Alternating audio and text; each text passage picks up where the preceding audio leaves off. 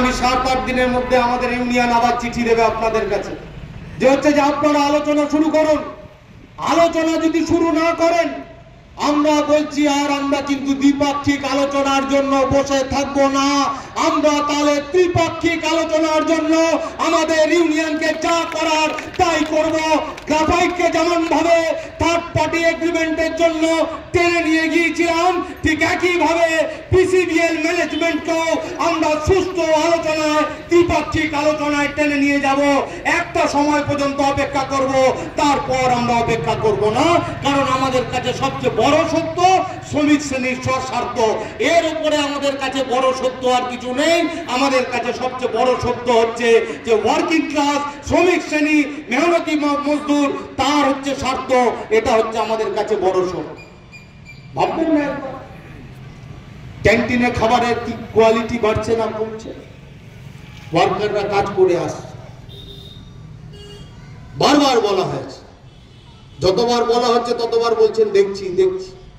দেখবেন বিভিন্ন ডিপার্টমেন্টে একজনকে উঠিয়ে নিয়ে আরেক জায়গায় দিয়ে দেওয়া হচ্ছে, একজনকে উঠিয়ে নিয়ে পুল করে আরেক জায়গায় দিয়ে দেওয়া হচ্ছে। আলোচনা হবে না ইউনিয়নের সাথে? আমাদের ইউনিয়ন তো নেতিবাচক ভূমিকা পালন করেনি পিসিবিএল। আমরা তো সব সময় ইতিবাচক ভূমিকা পালন করেছি। তাহলে ইতিবাচক ভূমিকা পালন করলে কেন ইউনিয়নের সাথে আলোচনা করবেন না? যে আমার এখানে ম্যান পাওয়ারটা এক্সেস আছে এই ডিপার্টমেন্টে, তাহলে আমরা এই এক্সেস ম্যান পাওয়ারটাকে আমরা কোথায় লাগাতে পারি? আমাদের ইউনিয়ন বাধা দেবে আপনাদের সাথে। কিন্তু ইউনিয়নের সাথে কথা না বলে আপনারা যদি একতরফা বারবার বারবার একই ধরনের কার্যক্রম করতে থাকেন, তা তো চলতে পারে না, তা তো হতে পারে না। আলোচনা করতে হবে, আলোচনা করুন। আলোচনাতে গিয়ে আমাদের ইউনিয়নের নেতারা, কারখানার ইউনিয়নের নেতারা কোথাও যদি অ্যারোগ্যান্সি দেখায়, যোগাযোগ করুন আমাদের সাথে, আমরা কথা বলবো। আমরা ফ্লেক্সিবল, আমরা নমনীয়, আমরা চাই কারখানা বাঁচাই। আমরা আজকে কারখানার গেটে এসছি কেন? কেবলমাত্র পিসিবিএল কারখানার শ্রমিকদের আমাদের হচ্ছে বেতন চুক্তি লাগু করতে হবে তার জন্য নয়। ম্যানেজমেন্ট এটা শুনে রেখে দিন, আমরা আজকে পিসিবিএল কারখানার গেটে এসছি আমাদের আরেকটা অন্যতম বড় কারণ, যে পিসিবিএল কারখানাকে বাঁচাতে হবে। পিসিবিএল কারখানাতে নতুন ইনভেস্টমেন্ট আনতে হবে। নতুন ইনভেস্টমেন্ট না আনলে দুর্গাপুর ইউনিটকে বাঁচানো যাবে না।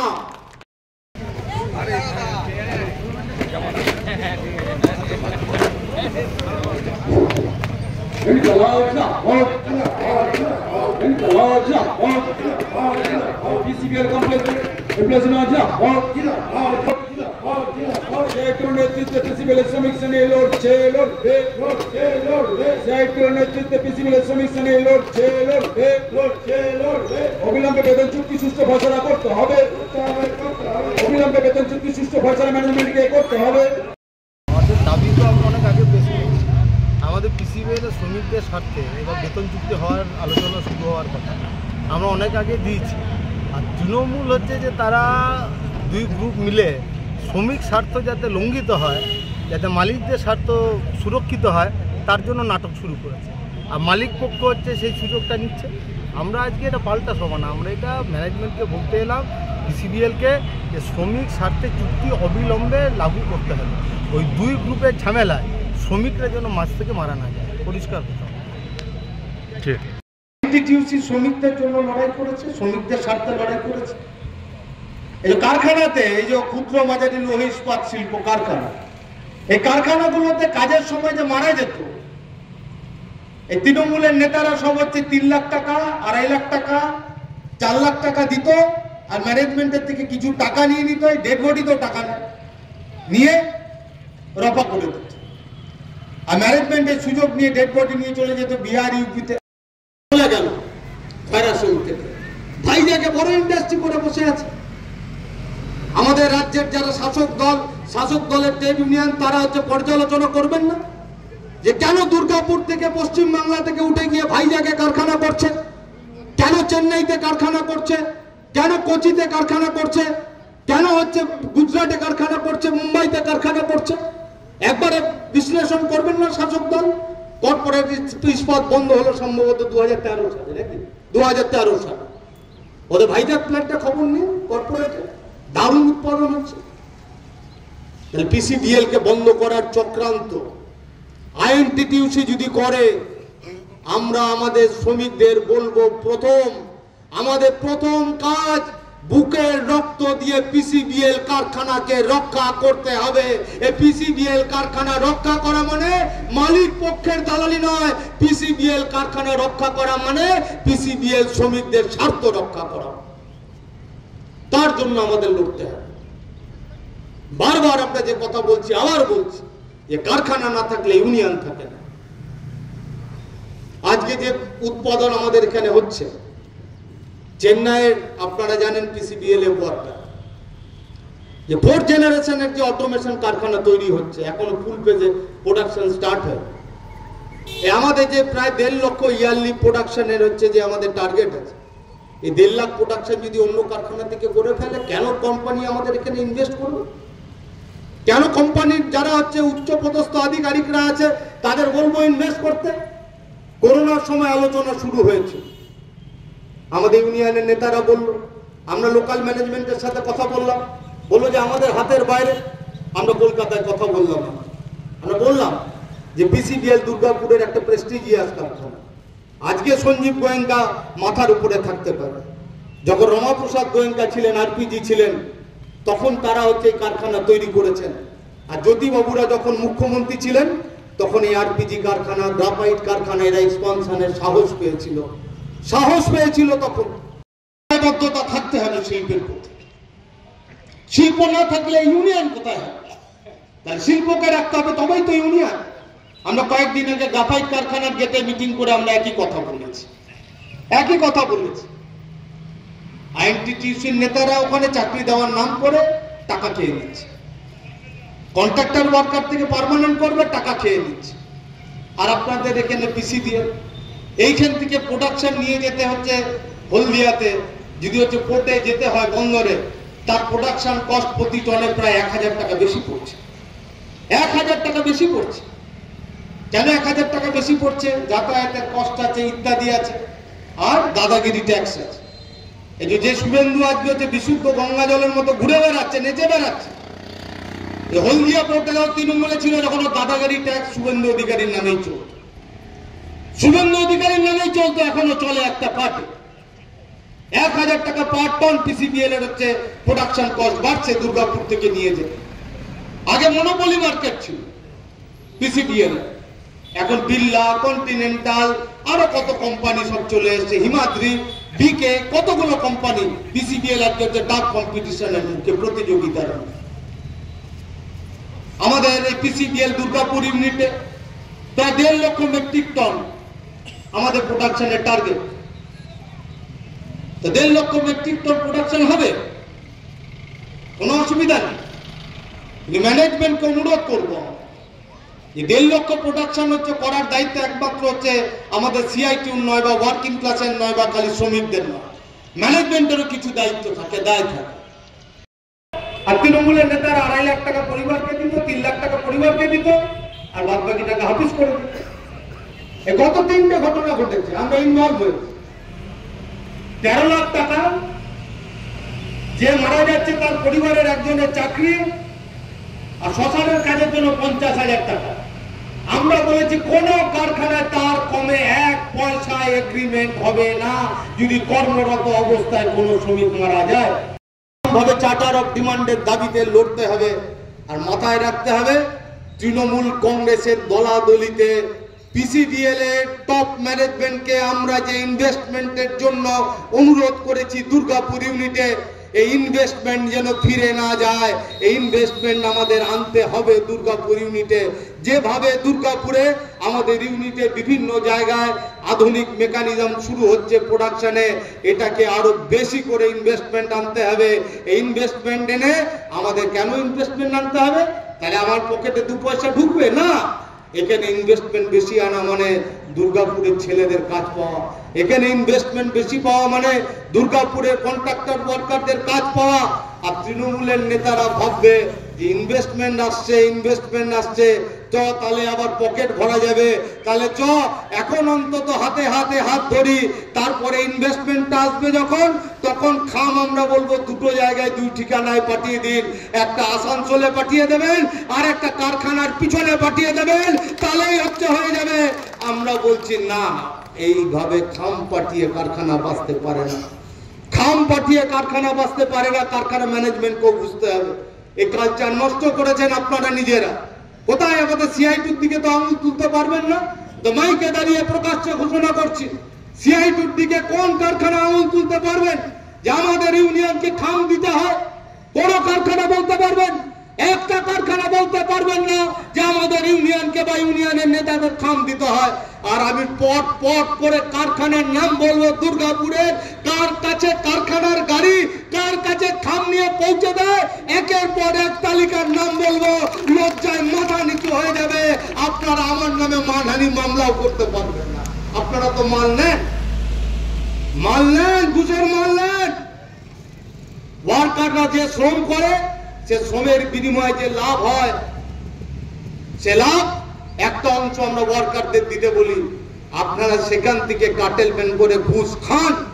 আইএনটিটিউসির নেতারা বন্ধ করুন, বন্ধ করুন। দুর্গাপুরের মানুষ বুঝে গেছে। কারখানায় গেট লেবার এগ্রিমেন্ট আছে। আমরা ম্যানেজমেন্টের কাছে যে 6-7 দিন পর যাব, আমরা স্পষ্ট কথা বলে দিচ্ছি যে আমাদের হচ্ছে গেট লেবারের যে এগ্রিমেন্ট আছে সেই অনুযায়ী আমাদের সিআইটিউ ছেলেদেরও আমাদের ঢোকাতে হবে। নামের তালিকা আমরা হচ্ছে দিয়ে যাব। দুর্গাপুরে খালি একটা গ্রামেই কি দুর্গাপুরে স্থানীয় ছেলে থাকে নাকি? পিসিবিএল কারখানা এখন পলিউশন অনেকটা নিয়ন্ত্রণে, পুরোটা না হলো। আর আগে পিসিবিএল কারখানার ডিপিএল এর ধোঁয়ায় গোটা দুর্গাপুর আর বর্জরা পর্যন্ত টিকতে পারতো না কেউ, গাছ হতো না। বর্ষাকালে বৃষ্টি না পড়লে গাছের পাতার রং সবুজ বোঝা যেত না, কালো হয়ে থাকতো। গোটা দুর্গাপুরের মানুষ তাকিয়ে আছে কারখানাগুলোর দিকে। গেট লেবার নিতে হবে। আমরা তাই আজকের এই মিটিং থেকে যে কথা বলতে চাই তা হলো এই, যে গোটা দুর্গাপুরে শিল্প রক্ষা করার যে সংগ্রাম, শিল্প বাঁচানোর যে সংগ্রাম, এই সংগ্রামের অংশ হিসাবে আমরা পিসিবিএল কারখানার গেটে আমরা হচ্ছে মিলিত হয়েছি। আমরা যে আগামী কয়েকদিন পরে হচ্ছে নির্বাচন হবে, আমাদের যে মূল দাবি যে সংবিধান রক্ষা করো, মানুষের হচ্ছে জীবন জীবিকা রক্ষা করো, আর আমরা বলেছি শিল্প রক্ষা করো আর শ্রমিক স্বার্থ রক্ষা করো, তবেই হচ্ছে দুর্গাপুর শহর রক্ষা পাবে। আমরা বলেছি শিল্প রক্ষা করো, তার সাথে বলছি শ্রমিক স্বার্থ রক্ষা করো। একই সাথে আমাদের ফেস্টুনে দেখবেন, আমাদের দাবিতে দেখবেন, এই দুটো কথা আমরা একসাথে বলছি। তারই অঙ্গ হিসাবে আমরা পিসিবিএল গেটে এসেছি। আমাদের বেশ কিছু ওয়ার্কার আছেন যারা এখনো গোপনে আমাদের সাথে যোগাযোগ করে বলছেন, দাদা আমাদের এই পিসিবিএল এর ইউনিয়ন দিয়ে কিছু হবে না, আপনারা জোরকা ঝটকা মারুন। আমরা বলছি আপনাদের আর লুকিয়ে থাকার দরকার নেই, আপনারাও সাথে আসুন একসাথে। আমাদের এই পিসিবিএল ইউনিয়নে অন্য ইউনিয়ন থেকে তো অনেক শ্রমিক, বেশ কিছু শ্রমিক আমাদের ইউনিয়নে গত 2 বছরে যোগদান করেছে। আমরা বলছি যে মাইকে মিটিং করে ঝান্ডা নিয়ে আপনাদের যোগদান করার দরকার নেই। অন্তত আমাদের ইউনিয়ন তারা যে দাবি আপনাদের সাথে রাখছে, তার সাথে আপনারা প্রকাশ্যে গলা মেলান যে হ্যাঁ এই দাবিতে আমরা আছি। আমরা আপনাদের এই কথা দিতে পারি যে পিসিবিএল কারখানাকে বাঁচিয়ে পিসিবিএল ম্যানেজমেন্টকে জোর ঝটকা দেব, যাতে হচ্ছে বেতন চুক্তি আমাদের হচ্ছে নির্দিষ্ট সময়ে করতে বাধ্য হয়। এ কথা বলে কারখানা না থাকলে ইউনিয়ন থাকে, শিল্প না থাকলে ইউনিয়ন থাকে। গোটা দুর্গাপুরের শিল্পের ভবিষ্যৎ অন্ধকার করে দিল। একটা নতুন শিল্প আসছে না গোটা দুর্গাপুরে কোনো নতুন শিল্পের দেখা নেই। যা শিল্প জ্যোতি বসু আর বুদ্ধদেব ভট্টাচার্যের সময় হয়েছিল, সেই শিল্পের পর নতুন একটা শিল্প এলো না। আর যা শিল্প এসেছিল তারপরে দুর্গাপুর সাব ডিভিশনে 22টা কারখানা মমতা ব্যানার্জির সময় বন্ধ হয়েছে। 22টা কারখানা বন্ধ হয়ে শান্তি নেই। বেশি দূর যেতে হবে না আপনারা কিছু দূর এগিয়ে যান লেলিন সরণি। সেই লেলিন সরণিতে গিয়ে দেখুন যে কারখানাগুলো বন্ধ হয়েছে তার লোহা সব আইএনটিটিউসির নেতারা কেটে বিক্রি করে দিয়েছে তার চালা চামুন্ডালদের দিয়ে। যান একটু এগিয়ে এমএমসি কারখানায় যান একটু আগে গিয়ে বিওজিএল কারখানায় টাউনশিপ গুলোতে আইএনটিটিউসির নেতারা, তৃণমূলের নেতারা সব কেটে বিক্রি করে দিয়েছে। ঘরের দরজা, জানলা, মেশিন পত্র, গাছ কিচ্ছু বাকি নেই। এখন হচ্ছে চোখ পড়েছে পিসিবিএল, এখন চোখ পড়েছে গ্রাফাইটে, এখন চোখ পড়েছে, আগে জি নাম ছিল, এবিএল নাম ছিল, এখন জি। প্রাইভেট কারখানা, সরকারি কারখানা তো মোদি আর দিদির ভাষণেই রয়ে গেছে। সরকারি কারখানা হচ্ছে ওয়ার হবার কথা না, ওয়ার হবে না, বিক্রি করে দিচ্ছে দেশটাকে মোদি। রেল লাইন থেকে, ন্যাশনাল হাইওয়ে থেকে শুরু করে সব বিক্রি করে দিচ্ছে। রেল বেসরকারীকরণ হচ্ছে, কয়লা খনি বেসরকারীকরণ হচ্ছে, সব বেসরকারীকরণ হচ্ছে। কোনো কারখানা হবে না সরকারি কারখানা। 22টা কয়লা খাদান ইসিএল বিক্রি করে দিয়েছে নরেন্দ্র মোদীর গভর্নমেন্ট। মমতা ব্যানার্জি আপনার রাস্তার উপরে ডিপিএল এর কোকোবান প্ল্যান্ট বন্ধ করে দিয়েছে। আপনার এখান থেকে হচ্ছে কেবলমাত্র 1.5 থেকে 2 কিলোমিটার দূরে রাজ্য সরকারি শিল্প ডিসিএল, তার প্রোডাকশন হচ্ছে 3 বছর হলো বন্ধ করে রেখে দিয়েছে। কিচ্ছু করবে না দিদি আর মোদি, একটা সরকারি কারখানা করবে না। আর ওদের চেলা চামুন্ডা সব হচ্ছে যে সামনে দিদির ছবি, পিছনে ভাইপোর ছবি, এই সব নিয়ে হচ্ছে তারা রাস্তায় নামছেন কারখানা বন্ধ করার জন্য। তার কম্পিটিশনের প্রতিযোগিতার মধ্যে এই বেসরকারি কারখানাগুলো রয়েছে, তীব্র প্রতিযোগিতার মধ্যে। তার মধ্যে আমাদের এই যে পিসিবিএল এর শ্রমিকরা বসে আছেন কারখানার গেটে, যারা হচ্ছে যে ভাষণ শুনছেন কারখানার গেট থেকে, তারা হচ্ছে তাদের 100% শ্রম দিয়ে তারা কারখানাটাকে বাঁচিয়ে রেখেছে। ম্যানেজমেন্ট বলছে তার সাথে কথা হয়ে গেছে, 13 লাখ দিতে পারবো না, 7 লাখের অফার করবো। আমরা ওনাকে ফোন করে বলতে বলুন, স্পিকার ফোনে কথা বলতে বলুন। আর আমি মাইক দিয়ে বলছি যে তিনি আইএনটিটিউসি সর্বোচ্চ নেতা 7 লাখ দিতে বলছে, মানে 6 লাখ টাকার ঘরে ডেড বডি রেখে পৌঁছে গেছে। বলুন আইএনটিটিউসি নেতাদের কাজ মানে ওই যে আমি বললাম পিসিবিএল, আমরা শ্রমিকদের সাথে চার্টার অফ ডিমান্ড দিলাম, তারপরে চলে এলো হচ্ছে এক গ্রুপ, তারা চার্টার অফ ডিমান্ড দিল, তারপরে আরো ওই বর্গীদের মতো চলে এলো এক গ্রুপ, তারাও চার্টার অফ ডিমান্ড দিল, দিয়ে হচ্ছে প্রমাণ করার চেষ্টা করলো যে হচ্ছে আমি আসল তৃণমূল, আমি আসল আইএনটিটিউসি। আমি পরিষ্কার কথা আগেও বলেছি, আবার বলছি, কে আসল আইএনটিটিউসি, কার পিছনে আইএনটিটিউসির আইএসও স্ট্যাম্প আছে তা আমাদের দেখার দরকার নেই। শ্রমিকদের স্বার্থ যদি লঙ্ঘিত হয় পিসিবিএল কারখানায়, পিসিবিএল এর শ্রমিকরা গেটে দাঁড়িয়ে আইএনটিটিউসি 2 গ্রুপের নেতাকে বলবে যান গেট থেকে বেরোন, আমরা আমাদের সমস্যা বুঝে নেব, আপনাদের মতভ্বরি করতে হবে না।